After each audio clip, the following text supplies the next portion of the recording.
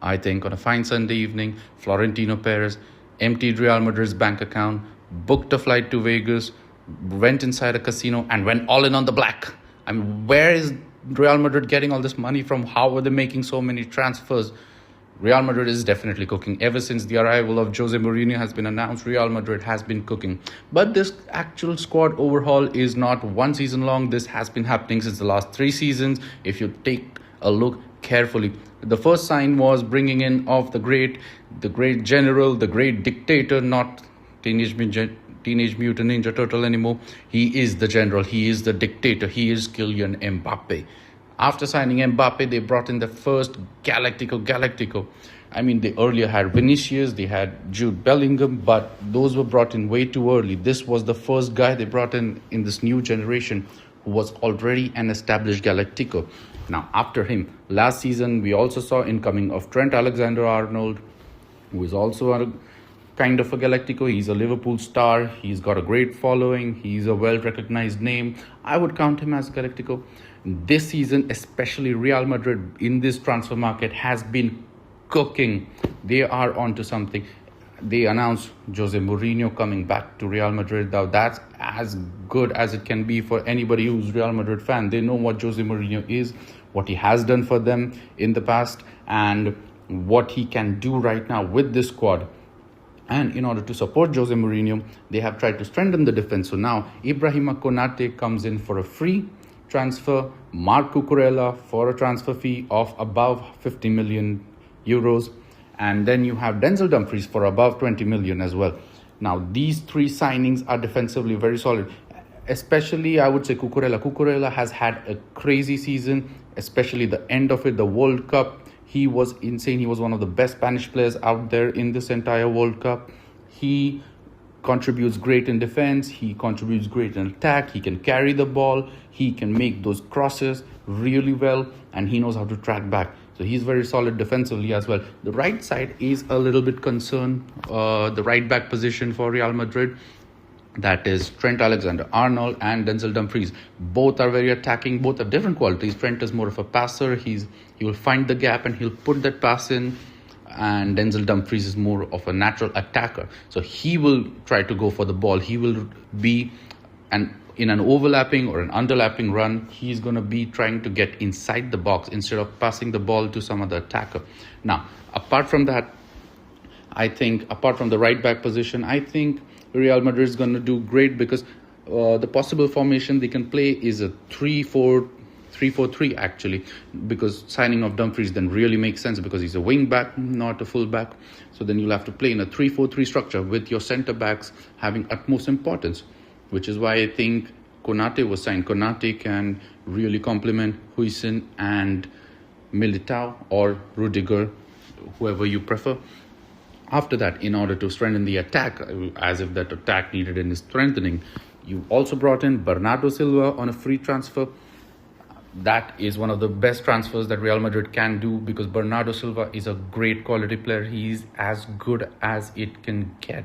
He was pivotal for City. He is a guy who you need to have in the team because he is a leader. He brings that leadership quality with him. Then he brings that experience. He's a veteran. He's won Champions League. He's won Premier League. He's won almost all of the trophies, actually not all, but he's won as many as you can in club football.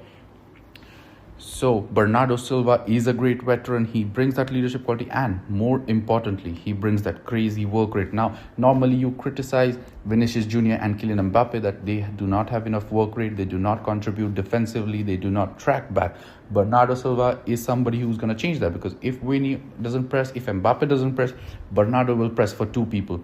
Him and Jude Bellingham, I can tell you, they will press for 2 people. Together, they will press for 4 people, actually. Bernardo Silva is a crazy good addition. And now, Real Madrid has signed Yan Diomande for over 110 million euros. Yan Diomande is a very sensational and rising upcoming new star. He's a baller. I really love watching him play. This World Cup was really great for him. He has had a good campaign. And something about him is that for Leipzig, he played in left wing and played right wing. So that's something gives you the versatility. If someday you want him to play left, if someday you want to to play on the right, he can do both. He's a great attacker, and definitely is going to cause a lot of trouble on the right hand side, because I think Real Madrid was lacking an attacker who can attack from the right. Normally, you had your Vini, Mbappe, and Rodrigo, but all of them are naturally left wingers. So even putting Rodrigo on the right wing is a makeshift measure, really. Then you had Mastantuono, but unfortunately, Franco Mastantuono has not yet risen to the challenge that is becoming the right wing first option for Real Madrid. So far, he still needs time. I mean, he's still a kid. He needs to develop. He is a wonder kid. He's got a lot of stories back in Argentina of how good he is, but I think he needs more time to develop. He needs more minutes to play. I think he needs to feel the pressure has been eased off a little. He needs somebody else who can take the reins, and while he can develop, and once he is at his best, then he can show you what he can really do on that right wing. So young Diomande right now is on a great form. He's on a great run, and like I said, he's a talented wonder kid. He has the potential. So far, whatever you have seen, it's not his best. It's just a glimpse of his potential, what he can do. And Real Madrid is still not done. There's one more signing that they want to do, and that is Rodri, the Ballon d'Or winner, the World Cup winner, the Euro winner. Rodri has completed football officially. Rodri is someone who's won everything. He's won the Premier League, he's won the Champions League, he's won FA Cup, he's won Euros and the World Cup with Spain. So he has more or less completed football. He's also won the Ballon d'Or, highest individual award you can get. So Rodri is a player who's going to be in very high demand, and he is the best player in the World Cup. This FIFA World Cup 2026, Rodri was player of the tournament, I would say. He was very pivotal for that Spain, because that Spanish team relied on Rodri. He was the captain, he was the leader. He used to tell when to attack, he used to tell when to defend, and more importantly, he knows how to control the tempo of the game. He's a kind of midfielder who is a ball winner for you, definitely. Another quality is that he's very press resistant. So you look at Rodri playing for Spain. The moment anybody tries to press him, you will actually see his quality. He's very, very press resistant player. Some qualities like Sergio Busquets, not really to the level of Sergio Busquets, I would say. I mean, he's the OG, but Rodri does have those qualities, and he is a great passer. He knows how to break the lines with a single pass, and more importantly, he knows how to control the tempo of the game. You need those tempo controllers. You know when to make the game fast. You need somebody who knows when to make the game slow. Rodri is one of those kind of players. He's one of a kind. Now, normally a lot of the top level teams do have that kind of a player. If you see, say, PSG, they've got Vitinha. If you see Barcelona, they've got Pedri. And if you see somebody like Bayern does not normally have a player like that in the midfield, but when Bayern puts Joshua Kimmich in the midfield, he shows you he can be a tempo controller. So definitely Madrid needed some sort of player like that, because after the departure of Toni Kroos and Luka Modric, they definitely needed somebody who can bring out those qualities exactly. Now, I would say Rodri will give you definitely more work rate than Toni Kroos. Slightly, I mean, Toni Kroos was in a generation where that much work rate was not required.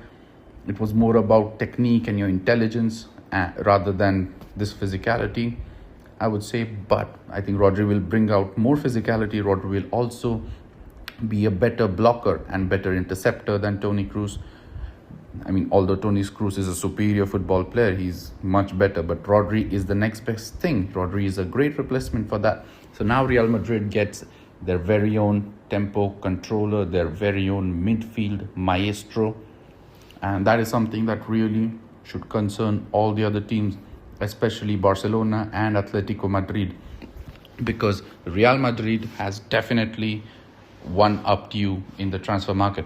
Now, Barcelona did get Anthony Gordon and Karim Adeyemi, which are two great additions, but there's nowhere near getting Bernardo Silva, Cucurella, and Rodri. Yan Diomande is a young signing, so we're going to not put that much pressure on the kid, but these three are definite veterans. These three are definitely winners and champions. This is exactly what Real Madrid needed. After 2 years of being trophyless, this is exactly what you need. You need champions, you need winners. Campeones. That is exactly what you go for, and that is what they did. Even with signings like Dumfries, that is going to be great because that gives a lot of option to Jose Mourinho. Now, if Jose Mourinho decides to play in a 3-4-3 formation, he's got a big versatility in terms of Trent and Dumfries at that wing back position. He can pick and choose his matches on where Trent is required, on where Dumfries is required, because both bring out very different qualities. If there is a wheel, I think Trent will occupy one half of the wheel and Dumfries will occupy the other half of the wheel. They cannot be compared because they're polar opposites of each other. The only fact they can be compared is both are a little weak defensively, but I would still give upper hand to Dumfries on that. So Real Madrid has been absolutely cooking. I see that going 2 years trophyless has been really hard on them, and they want any trophy. They want trophies right now, and more importantly, they want one trophy, that's Champions League. Real Madrid is Champions League. That is what people have been told. That is what their history is. They have won it 15 times. They're not going to stop here. And having the lull in trophies these 2 seasons will really strike a chord in terms for any fan, for any person who is associated with Real Madrid. I think that is what Florentino Perez went through, which is why he decided enough is enough. Now we got to bring in new signings.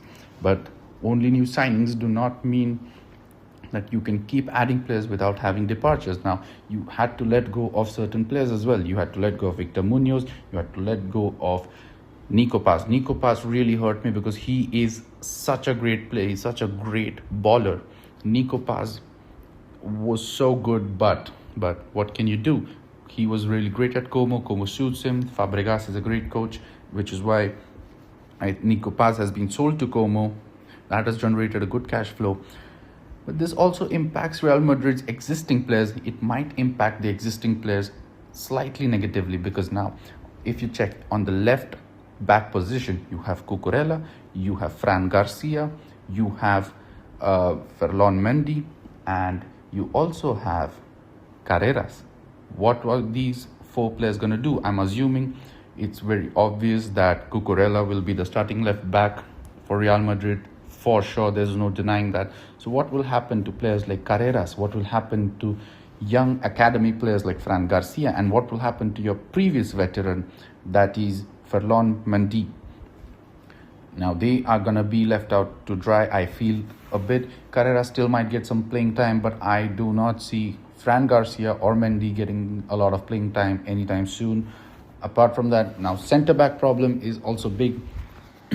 Although David Alaba has left, you've gotten Rudiger, you've gotten Militao, you've gotten Huijsen, you got Konate now, and at the same time you also have other players. You have your academy players, and you still have somebody like Raul Asensio. So many players for the same position. That is going to cause problems. This is something that Real Madrid had a problem because when they had signed Mbappe now, Rodri was a natural left winger, Vinicius was natural left winger, and you had signed Mbappe, who's also a natural left winger. You had to convert Mbappe to a striker. Rodrigo was already playing on the right wing. But since that's not his best position, you cannot see the best of Rodrigo yet.